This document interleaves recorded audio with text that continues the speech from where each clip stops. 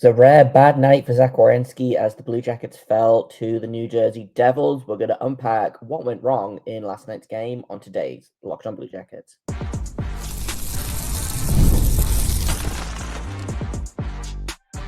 You're Locked On Blue Jackets, your daily podcast on the Columbus Blue Jackets, part of the Locked On Podcast Network, your team every day.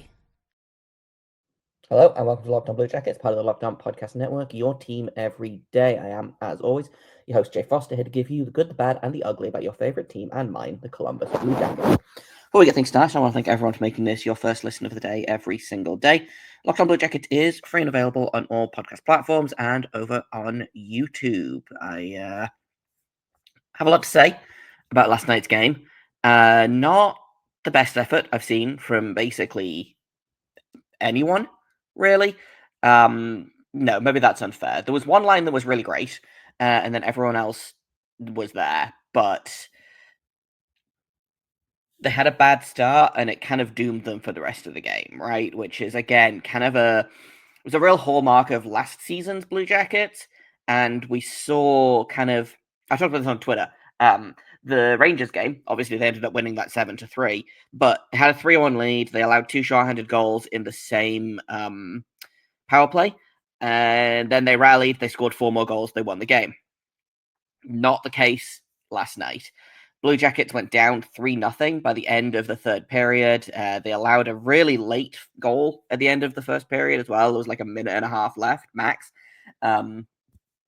Battled back a little bit in the second period, made it 3-2, and then they just didn't have it, right. Like, I thought the first period was awful, honestly. Second period I thought was better. Third period wasn't enough, right? Like, they tried but couldn't get it done. Elvis wasn't good enough, just like straight up. He was mostly fine in the first 2 periods, I thought, but just not as good as he needed to be, right? And again, I've said all season long, and we'll talk about the goaltending first, actually, because that's just kind of where we are at the minute. I've said all season long, they don't need Elvis to be Vezina level. They need him to be average, right? But we're still seeing, and he's been much better this season than he's been in, seasons past. But for the most part, we're still getting that I've been calling it feast or famine. Because we're either getting excellent Elvis or we're getting bad Elvis, right? And last night we got bad Elvis. 821 save percentage. This was after he was excellent in Florida and they lost anyway. 2 goals on 35 shots for Elvis.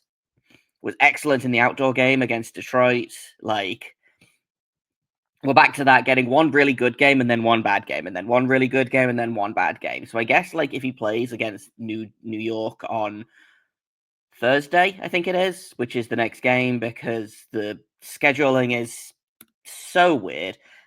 Blue Jackets just played the Rangers, and now they play the Devils. They're playing Vegas on Thursday, excuse me. But then they play the Rangers on Saturday, and then on Monday, the Devils again. So, like,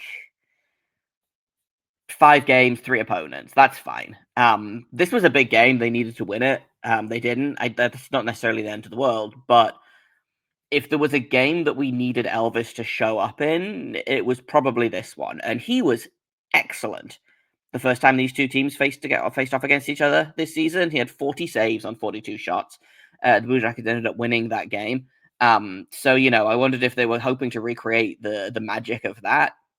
They didn't. I thought Elvis had quite a poor game. And that I have been, me. I love to defend the goalies. I will, basically always try to find positives in goalie play, and Elvis just needed to be better than he was last night, which is frustrating. The good news is the road trip is over. Blue Jackets went 1-3 on the road trip, which is not good enough for a team that's, still fighting for that playoff position, which they're still in a playoff position. It has to be said. Like, this is not the end of the world, but they lost this game. They are 2 points up on the Canadiens, the Rangers, and the Bruins, 4 points up on the Red Wings. They are 3 points behind the Senators for that first wildcard spot, and they are 6 points behind the Devils, but they still have 2 games in hand. So that's the important thing, is obviously they had a chance last night to go to 2 points behind the Devils with 2 games in hand. They didn't. They play Vegas tomorrow. We'll see how that goes. They will play the Rangers on Saturday, and then the Devils are in town on Monday. So again, big week coming up. Blue Jackets, I believe, beat Vegas the first time they faced off against each other this season. Maybe I'm lying about that. That's my instinct. But again, I've been wrong before, and I'll be wrong again, as I like to say on this show. But we're not here to talk about Vegas. Yeah, they did. They won 2-1. In overtime. Was that? Yeah, that was the Cole Soldiers overtime goal. Anyway, back to the goaltending. Elvis wasn't great. Neither was Jacob Markstrom. He was fine, I thought. I thought probably could have been better. You know, obviously he did well enough to get the win, but 3 goals on 20 shots isn't, like, ideal. He did better than Elvis, but, like, just a frustrating game, because it felt like he wasn't making big saves, but the Blue Jackets couldn't solve him anyway, right? And they still managed to score 3 goals on him. 2 from Mathieu Olivier and 1 from Kromachenko, I believe, got the first goal. Sorry, Olivier scored, then Marchenko scored, then Olivier scored again. Shout out to Olivier, who's doing great. Again, we'll talk about him in a minute here, but like, if you're up against a goalie that's, you know, allowing 3 goals on 20 shots, your goalie has to be better. And Elvis wasn't. And we've seen Elvis do better than this, right? And again, feast or famine, right? That's what I keep going back to. We got to hope that the next couple of games he plays is feast, because the playoff race is still so tight, even with the Blue Jackets being one of the best teams in the NHL since January 1st. Just that needs Elvis had to be better than he was last night, and he wasn't. Now, part of that was the fact that the Devils have a pretty good power play. That being said, they only scored on 1 of their 5 attempts. Blue Jackets weren't able to get their power play going. So, you know, the Blue Jackets, who are extremely good at scoring 5-on-5, actually got outscored 4-3 at even strength, which is, again, a problem. Partially, again, a goaltending thing. Partially, something I'll talk about in a minute is that Werenski and Fabbro were goddamn awful last night, which is, again, so rare, right? Like, just, I don't know what happened there, but I thought both of them were just not good enough, right? They didn't allow a ton, but they created even less than that, right? And that's kind of the problem, because you're not looking at Werenski and Fabbro to be a shutdown pairing. You're looking at them to provide a ton of offense. Kind of, that's where all of the offense starts, right, for the Blue Jackets, and that's why Werenski is the favorite for the Norris at the minute. Which NHL.com released a thing earlier today about how they got 16 people to vote, I believe, and Werenski got first place in their little unofficial poll for the Norris, which you love to see, because I assumed that it was Cale Makar's to lose now, which I would have been mad about. But anyway, all of the offense on this team runs through Werenski, right? So if he's having an off-offensive night, the Blue Jackets aren't creating anything, which is kind of maybe a sign of a deeper problem. And it's not all the offense going through Werenski, but I would say, like, how many times this season has, like, a comeback started because Werenski just kind of did it all himself, or, you know, I don't think he's a secondary assist merchant in the way that some defensemen are. Like, I think I think most of his points are primary points. I would have to pull up the stats from Money Puck, which I can do as I am talking, actually. But like, if Werenski's having an off game, then typically the Blue Jackets are having an off game, right? Like, it's very, very rare that the Blue Jackets lose a game when Werenski is good. If Werenski's having an off night, it's very difficult for the Blue Jackets to get anything going. And again, if Werenski's out of the lineup, forget about it, right? Like they lost to the Buffalo Sabres. That was the one game that Werenski's missed so far this year. Knock on wood that he doesn't miss anymore. And the Blue Jackets were basically toothless all game long, right? So the fact that Werenski was having a bad night and Fabbro also not having a great night was not a good sign for the Blue Jackets. Now, I want to get into that a little bit more in just a second here on Locked on Blue Jackets. First, I'm going to tell you about FanDuel. March Madness is here. FanDuel is giving you the chance to get in on the action like never before. Right now, new customers can get $200 in bonus bets when your first $5 bet wins. That's $200 extra to use on everything from buzzer beaters to Cinderella stories and even who's cutting down the net. I love using FanDuel. There's tournament games happening almost every day, so I am always on the app clicking around trying to find fun bets and also, winning bets. And those are not necessarily always the same thing, but the app is really easy to use. I can find basically anything I want immediately. And when I win, I get paid instantly. There's no waiting around for that money to hit. So visit FanDuel.com and get in on the college hoops action all tournament long. Welcome back to Locked on Blue Jackets. We're talking a little bit about Zach Werenski, who, by the way, has now 69 points on the season, which is a really nice amount of points.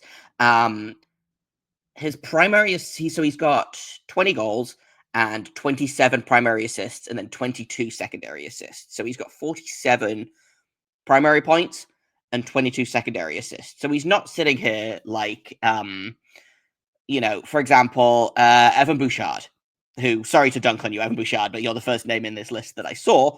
He's got he's got 51 points. 30 of those points are secondary assists. So only 21 of his points, he's got 12 goals and 9 primary assists. Like, he's not sitting here just kind of mopping up. He makes the first play and then, everyone else does all the work. That's not all secondary assists. Like, not all secondary assists are created equal, right? But Zach Werenski is out here putting in the work. And again, that's why it's so kind of surprising to me when you look at his game and you're like, man, he just wasn't where he needed to be last night, right? And I'm not worried about it. Dude plays a bajillion minutes, has been the MVP all season long. He's had one off game, right? I'm just not worried about it, right? Like, I think he owns I'm just trying to pull up the hockey stat cards Twitter that I use because I think they're really useful at showing the data in a way that is easy to understand, right? So if I pull up the card, basically everyone was within so Mathieu Olivier was great. He had a game score of 3, give or take. Everyone else was within -1 and 2 and +2.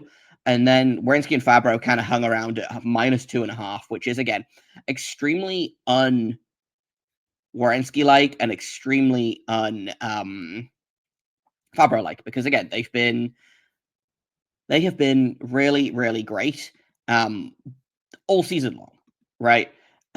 He has been, and I see a lot of people talking about how Fabbro hasn't been great and how you should move on from Fabbro, and I don't see a lot of that, but I see enough of it that I'm like, no, you don't understand. He's not. Actually, no, what it was, I saw someone calling him a Werenski merchant, which is wild because you look at Werenski before Fabbro came and after Fabbro came, and it's not night and day. Like, Werenski was kind of on fire from the beginning of the season, but his game has completely taken off since Fabbro showed up, right?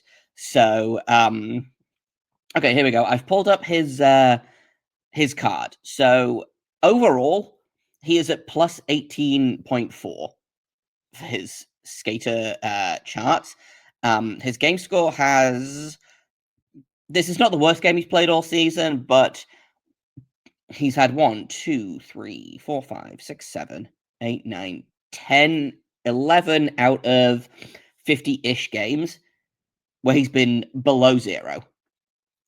I think 4 or 5 of those games were worse than last night. So again, he's had bad games, but in a what is it? I think he's up to 63 games he's played now. 11 bad games out of 63 is, you can't really complain about it, right? Like, he's allowed to have an off night. And my guess is he will be much, much better next game, which is great, because next game we'll play the Rangers, who are, I believe, 2 points behind. I looked it up earlier and then missed it. Werenski and Fabbro will bounce back, and I'm kind of talking about them as a group, as a pairing, because since Fabbro got here, they've been attached to the hip, right? Fabbro missed a couple of games with injury. Werenski missed a game with injury. So Werenski has played a little bit with Provorov since that injury. He's played a little bit with Evason in the handful of games Fabbro missed. But for the most part, they have been a duo, right? Like, this is the most consistent defense partner that I think Werenski has seen since Seth Jones back in the day. So, which was like 5 years ago now, which feels wild to say, but I stand by it, right? Like, maybe it wasn't, maybe it was 4 years ago. Anyway, it's been fun watching these two. Last night, something looked off. And again, I'm not sure what it was. Part of it, I think, was that there was a ton of weird bounces. Like, I don't know, just the puck was hopping over sticks. It kept hitting that one corner where the Zamboni is.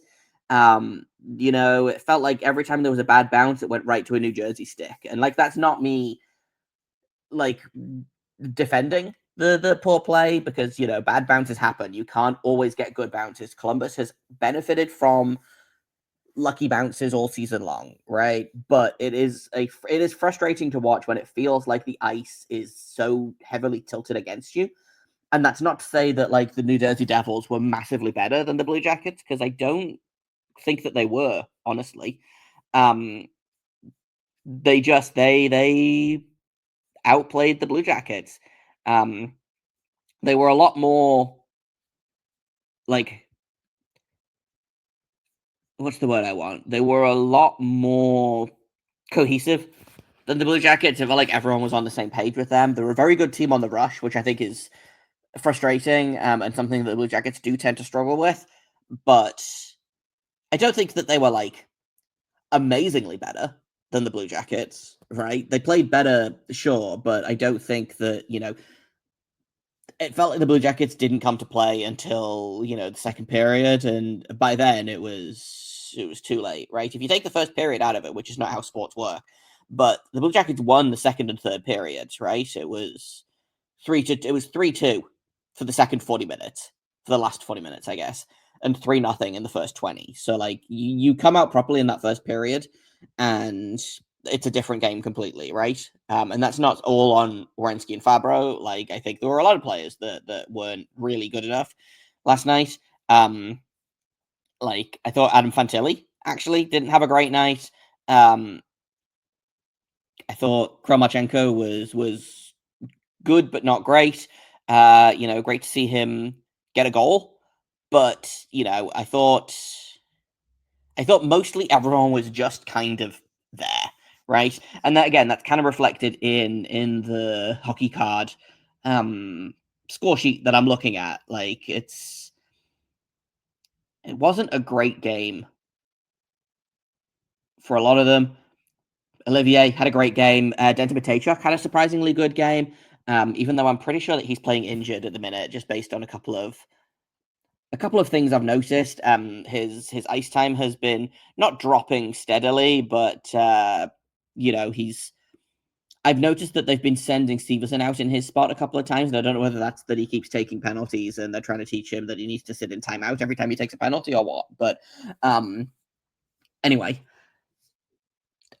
if Werenski and Fabbro have a good game last night, this team probably wins, which, again, should be more of an indication that Zach Werenski has been the best defenseman on this team, right? Because if he has a good night, the Blue Jackets win. If he has a bad night, Blue Jackets tend to lose. I don't know if I can pull up specifically when his bad games were. Oh, I guess I can. So games that were worse than last night for Werenski were the February 2nd game against the Dallas Stars. That was the one where everyone got injured. The Carolina Hurricanes on January 23rd, which I don't remember off the top of my head what that game was. I feel like they lost that one pretty decisively. And then another game that was worse, another Carolina Hurricanes game. This is the thing. We're fighting for third in the division, but I also don't really want to play the Hurricanes in the first round of the playoffs. So, like, maybe that was a blessing in disguise. Maybe they can keep the wild card spot and play Toronto. We hope. But that was, I think, his worst game of the season was that December 15th against the Hurricanes. And then the second game of the season against the Minnesota Wild on October 19th. Or no, that wasn't the second game of the season. That was like the fifth game of the season or something like that. But again, those are the 4 games where Werenski was worse than last night. So again, that's how rare a game like last night happens, you know? And then you flip that around and, like, again, he owns like 2 of the top 10 single game performances. He is 6 and 8 on the leaderboard. He was winning for a really long time, or he was second to Brandon Hagel for a really long time, and then Jackson Lacombe had a great game.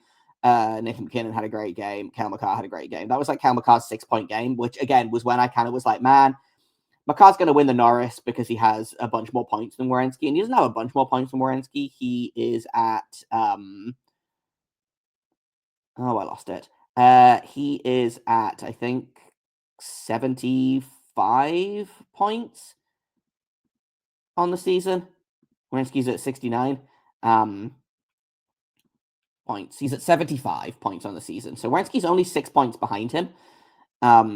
He's played 3 fewer games. So again, like, it really, there's not that much in it. Makar's 6-point night did help him out a ton, but it seems like Werenski might still be the Norris favorite for a lot of people, which, great. I would say 2 thumbs up, but I'm holding my microphone in the other hand, so I can't if you want to be able to hear me. I want to talk about the forwards, because I've seen a couple of comments about Igor Shinikov that I want to address, and I also want to talk about that Jenna Olivier Johnson line. So we'll do that in just a second here on Locked On Blue Jackets. First, I need to talk to you about Indeed. You just realized that your business needed to hire someone yesterday. Well, how can you find amazing candidates fast? Easy. Just use Indeed. When it comes to hiring, Indeed is all you need. Stop struggling to get your job post seen on other sites. Indeed's Sponsored Jobs puts your post at the top of the page and helps you reach the right candidates faster. I have been unlucky enough to be job hunting in my career, not for a while, but it sucks. And whenever I'm job hunting, I use Indeed, and I always check out those sponsored jobs because I'm like, hey, it's at the top of the page. I don't want to scroll through 300 jobs. I'm just going to click this top one and see where it is, and then if I need to go back to the drawing board, I can. That's why Indeed sponsored jobs come in handy. They make sure that your post is seen by more people and the right people. You can speed up your hiring process with a $75 sponsored job credit. Just go to Indeed.com/lockedon right now. Support our show by saying you heard about Indeed on this podcast. Terms and conditions apply. Hiring, Indeed is all you need. Welcome back to Locked On Blue Jackets. We've talked about Zach Werenski for quite a while, but I want to talk about the forwards because a weird game. And I still don't know how much I like the way that the forward lines are at the minute. I don't love the Olivier Jenna Johnson line. That being said, it was far and away the best line last night. Mathieu Olivier now up to 15 goals on the season, which is triple his previous career high. He might hit 20 goals, which is going to be really, really funny if he does. Again, 2 goals last night. Beat Markstrom clean both times. Not clean, but like there was no did someone else touch it? Did they go off a defender? Blah blah blah. Anyway, so Olivier was great, and again, I think he's really taking advantage of playing with a player like Johnson specifically because Kent Johnson is he's not on Werenski's level in terms of like offense creation, but he's so creative and he has such good hands that I feel like every time he has the puck, I'm like, oh, something good's going to happen. Something fun's going to happen. He got a secondary assist on Olivier's first goal. So, that's good. He continues to rack up the points. But I don't know. There's something on that line that's not clicking, and I don't know. Clicking to me anyway. Obviously, it's clicking in terms of production, like specifically last night. I don't know whether you want to mix it up. Like, I think getting Sean Monahan back will help. I think having Monahan between those two guys is going to be really, really fun. And then you can drop Jenna down to the third line, see where you're at with Sillinger. But I thought that line was great. And this is no discredit to Boone Jenner, who has, like, I think 9 assists in his 9 games he's played so far this season, which I don't even know if he has played 9 games so far this season. Let me see if I can pull up his numbers real quick. But I don't know. That line is full of is 3 good players, right? But I don't know that you need Jenna and Olivier on that line, right? Because I feel like they kind of do the same thing. He's got 9 points in 8 games. Okay, all assists, which is very funny considering he is primarily a goal scorer. Like, the last time he had more assists than goals was the 2021 season, where he had 8 goals and 9 assists in 41 games. So again, kind of a down season for him. But since then, he's had 23 goals, 21 assists, 26 goals, 19 assists, 22 goals, 13 assists. So the fact that he's decided he's a playmaker now is very fun and also funny. But I don't know. I feel like he and Olivier kind of offer the same thing to a line, right?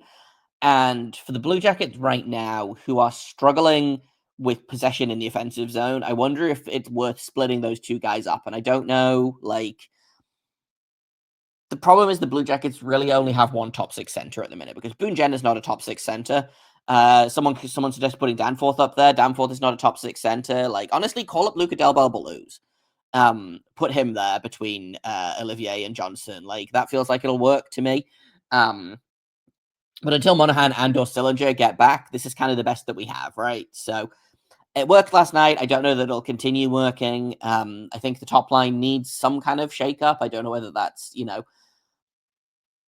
putting Chidakov up there instead of Voronkov, but the problem is that Voronkov and Marchenko work so well together that if you separate those two, Marchenko will get stuff done. I feel like Voronkov really struggles when he can't communicate with someone on his line, right? Which is obviously not a reason to keep someone on a line, right? Just because, like, the chemistry is important, but also if a player is struggling on that line, maybe you need to move, change things up, especially when that's your top line and the team is struggling with offense from that line. Now, it's been one game. I'm not going to sit here and say that the top line is ineffective right now. Adam Fantilli had a hat trick 3 days ago. Like, I'm not going to sit here and say that the top line needs to change immediately.